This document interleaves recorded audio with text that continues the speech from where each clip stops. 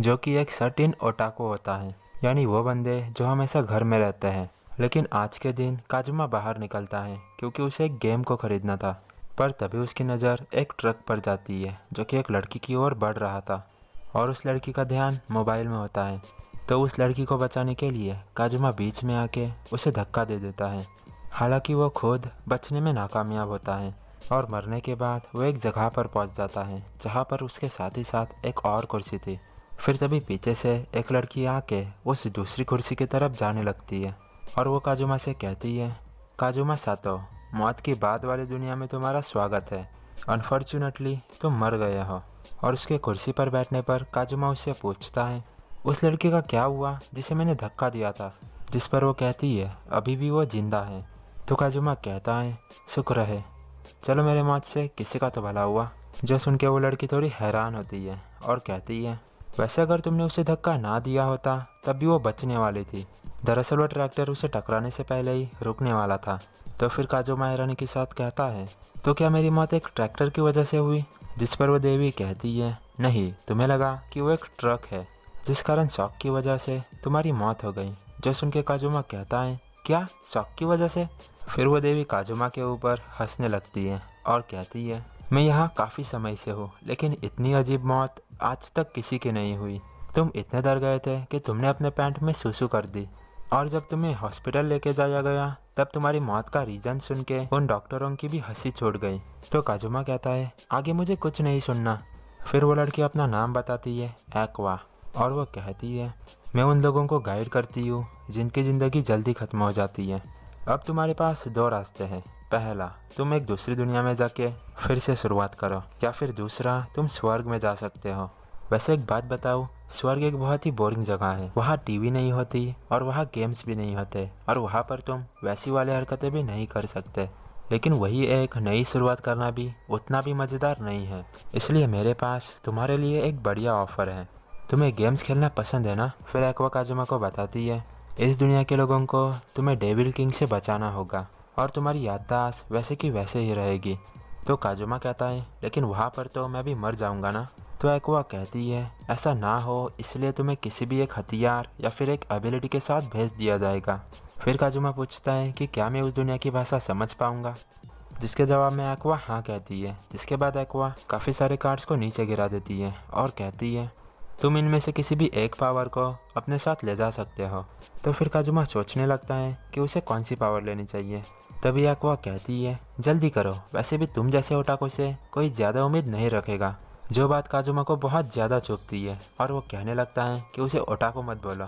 तो एक्वा कहती है, जो भी हो तुम इसे जल्दी निपटा लो, मुझे और भी कई सारे इंसानों को गाइड करने जाना है। जो सुन के काजुमा गुस्सा हो जाता है और कहता है, जल्दी चूज करो। हाँ अच्छा, तो फिर मैं अपने साथ तुम्हें लेकर जाऊंगा।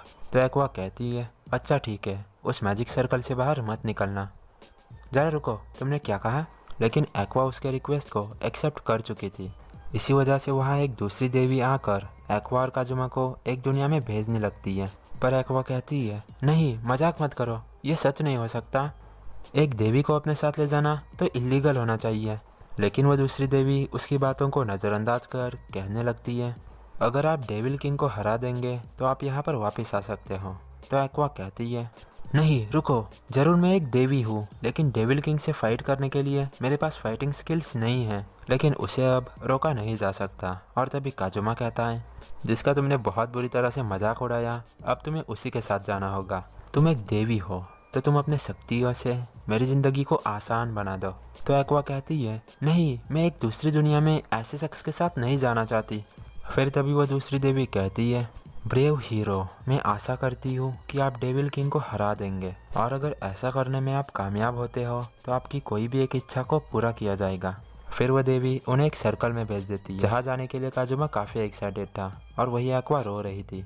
जिसके बाद वो उस नई दुनिया में आ जाते हैं जहाँ आके काजुमा काफ़ी एक्साइटेड होता है और एक्वा को रोता हुआ देख काजुमा उससे कहता है, चुप रहो, अगर क्या हो लोग कहे कि मेरी दोस्त बेवकूफ़ है। फिर काजुमा उसे कपड़े मांगने लगता है लेकिन फिर रोते हुए एक्वा काजुमा की कॉलर पकड़ लेती है। तभी काजुमा कहता है, अच्छा ठीक है, मैं समझ गया, अगर तुम्हें इस बात से इतनी ही नफरत है तो तुम जा सकती हो, मैं बाकी सब संभाल लूँगा।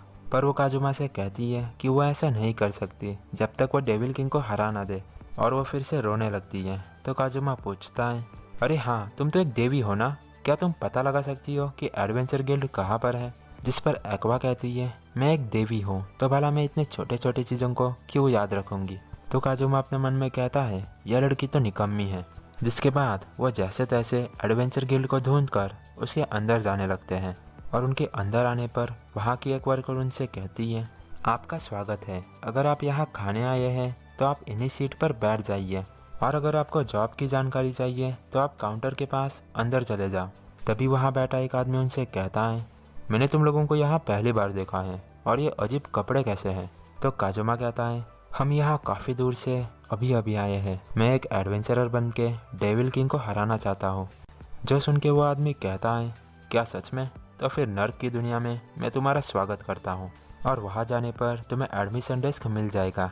फिर वो उस जगह पे जाने लगते हैं, और जाते जाते काजुमा कहता है, सुनो एक्वा, हम आज एडमिशन लेके ऐसी जगह ढूंढेंगे जहाँ हम सो सके। लेकिन फिर भी तुम पिछले लाइफ में एक ओटाकू क्यों थे? तो काजुमा कहता है, मुझे ओटाकू मत बोलो। फिर वो एक डेस्क के पास जाकर कहता है, हम एक एडवेंचरर बनना चाहते हैं। तो वहाँ की वर्कर कहती है, उसके लिए आपको रजिस्ट्रेशन फ़ी भरनी होगी। तो काजुमा एक्वा से पूछता है, क्या तुम्हारे पास कोई पैसे हैं? जिस पर एक्वा कहती है, तुम मुझे अचानक से यहाँ पर ले आए, जिस वजह से मैं पैसे नहीं ला पाई। फिर वो दोनों एक टेबल पर होते हैं जहाँ पर वो सोच रहे थे कि पैसों का इंतजाम कैसे किया जाए। तभी एक्वा कहती है, अब मैं तुम्हें दिखाऊंगी कि एक देवी क्या कर सकती है। फिर वो एक आदमी के पास जाके उनसे कहती है, आप एक प्रीस्ट हो ना? मैं हूँ देवी एक्वा, मुझे थोड़े पैसों की ज़रूरत है, क्या आप मेरी मदद कर सकते हो? तो वो प्रीस्ट कहता है कि वो तो देवी एरिस का भक्त है, ना कि एक्वा का। जो सुन के एक्वा और काजुमा का कुछ ऐसा रिएक्शन होता है। तभी वो प्रीस्ट कहता है, देवी एक्वा और एरिस में सीनियर और जूनियर की रिलेशनशिप है। फिर वो उसे कुछ पैसे देकर कहता है, चाहे तुम कितनी भी बड़ी भक्त हो, लेकिन तुम्हें अपने आप को एक देवी नहीं बोलना चाहिए। और उन पैसों को लेकर वो काजुमा के पास आती है और उससे कहती है, वैसे बता दो कि एरिस मुझसे छोटी देवी है, और उसी के एक भक्त ने दया करके मुझे पैसे पकड़ा दिए। जिस पर काजुमा कुछ नहीं कह पाता। और जब वो काउंटर पर जाते हैं तब वहाँ की लड़की उनका एक्सप्रेशन देखकर हैरान होती है। लेकिन फिर वो लेडी उन्हें बताने लगती है कि इस कार्ड में तुम्हारे सभी काम का ट्रैक रिकॉर्ड सेव रहेगा, और जब तुम्हारा लेवल इंक्रीज होगा तब तुम अपने स्किल्स को भी बढ़ा सकते हो। उसके बाद वो एक क्रिस्टल पर उन्हें अपना हाथ रखने के लिए कहती है, और जब काजुमा वहाँ अपना हाथ रखता है तब वहाँ से कोई लाइट निकल के उस कार्ड पर काजुमा की डिटेल्स लिखने लगती है। जो हो जाने के बाद वो लेडी उसकी डिटेल्स बताने लगती है, तुम्हारे सारे स्टैट्स एवरेज है, हालांकि तुम्हारी समझदारी और किस्मत काफ़ी अच्छी है, पर शायद सिर्फ किस्मत से आप ज़्यादा अच्छे एडवेंचरर नहीं बन सकते, क्यों ना आप एक मर्चेंट बन जाओ। तो काजुमा कहता है, ओह, उसने मुझे एडवेंचरर बनने से सीधा मना कर दिया। लेकिन फिर भी काजुमा एडवेंचरर की ही जॉब लेता है। और जब वहाँ एक्वा जाती है तब वो लेडी काफ़ी हैरानी के साथ कहती है, तुम्हारी समझदारी को छोड़ के बाकी सारे स्टैट्स बहुत ही बढ़िया हैं। तो एक्वा कहती है, क्या ये अच्छे स्टैट्स हैं? तो वो लेडी कहती है, ये अच्छे नहीं बल्कि बहुत अच्छे हैं। जो सुन के एक्वा आर्क प्रीस्ट बनने का फैसला करती है, और उसके स्टैट्स को जानकर वहाँ के सभी लोग हंगामा मचाने लगते हैं, और वो एक्वा की तारीफ पर तारीफ करने लगते हैं। और वही अपना काजुमा ये सब देख थोड़ा उदास होता है, क्योंकि उस पर किसी ने ध्यान नहीं दिया। और इतनी सारी तारीफें सुन के एक्वा काफ़ी एक्साइटेड होती है और कहती है, काजुमा, आज से हमारी एडवेंचर लाइफ शुरू होती है। तो काजुमा कहता है, पर तुम्हें तो इस लाइफ से नफरत थी ना?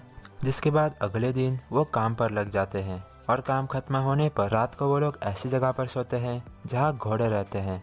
फिर अगले दिन भी वो काम ही करते हैं। फिर वो होटल में जाके पार्टी करने लगते हैं, जहाँ वो काफ़ी सारे दोस्त भी बना लेते हैं।